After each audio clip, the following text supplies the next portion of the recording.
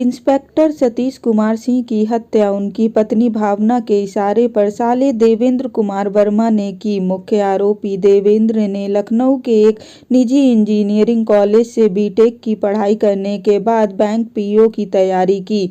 साल 2015 में वह बैंक पीओ बन गया। साल 2018 तक वह बैंक पीओ नौकरी करने के बाद उसने यूपीएससी की तैयारी शुरू की। यूपीएससी परीक्षा पास करने के लिए उसने 2018 में बैंक पीओ की नौकरी छोड़ दी। शातिर दिमाग देवेंद्र ने हत्या के पहले इंस्पेक्टर सतीश को लोकेशन लेने के लिए जीपीएस ट्रैकर लगा दिया और 10 दिन पहले ही खरीदे एक पुराने मोबाइल में इन सिम का लॉगिन किया। अपना पुराना मोबाइल उसके घर पर छोड़ दिया ताकि कॉल डिटेल में उसकी लोकेशन घटना स्थल पर न आए। सतीश कुमार सिंह घर घर पर अपनी पत्नी और 10 साल की बेटी के सामने कई महिलाओं को घर लाते और अपने कमरे में ले जाते, जिसको लेकर पत्नी से झगड़ा होता। पूछताछ के दौरान पता चला कि सतीश सिंह घर पर एक महिला के साथ उसके दलाल को भी घर लेकर आए और उस दलाल को अपनी बीवी के कमरे में भेजा। पुलिस ने सतीश की करीबी महिला और उसके दलाल से पूछताछ की तो यह चौंकाने वाला खुलासा भी हुआ। सतीश सिंह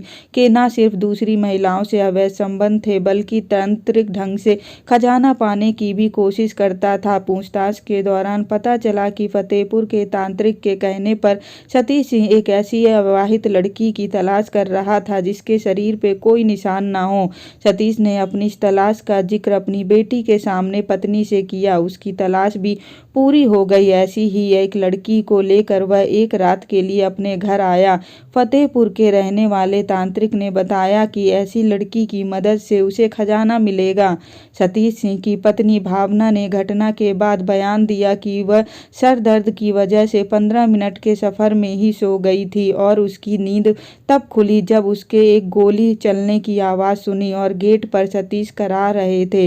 लेकिन भावना ने यह कहानी पूरी झूठ कही। भावना ही अपने देवेंद्र वर्मा के कहने पर राजाजीपुरम से घर आई थी ताकि दिवाली वाली रात पटाखे आवाज़ हो और सतीश के घर पर गोली चली तो किसी को पता भी ना चले। भावना का भाई देवेंद्र वर्मा ने पहली गोली 315 बोर के देसी तमचे से मारी। उसके बाद उसने अपनी 32 बोर की पिस्टल से सतीश की 4 गोलियां दागी। यह सब भावना कार के अंदर बैठकर देख रही थी।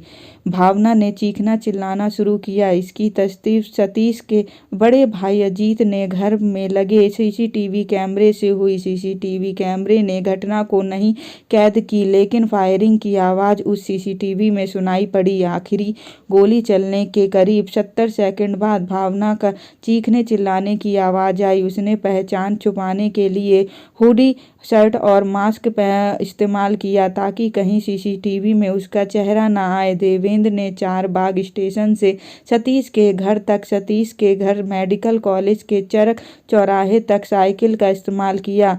अमूमन पुलिस साइकिल सवारों पर शक नहीं करती, उसकी जांच नहीं करती। पुलिस की इसी मानसिकता को समझकर उसने पुरानी साइकिल खरीदने के बाद वह 4 बाग से सतीश से घर पहुंचता। घटना की अंजाम देकर साइकिल से ही कनौसी नहर राजाजीपुरम होते हुए चौराहे तक आता। पुलिस को चकमा देने के लिए रास्ते में कपड़े बदले। जिस साइकिल से वह इंस्पेक्टर सतीश को गोली मारने के लिए पहुंचा उस साइकिल से एक थैला था। जिस थैले सतीश ने अपने दूसरे कपड़े रखे थे, नहर में उस थैले को पुराने कपड़े रख कर फेंक दिया।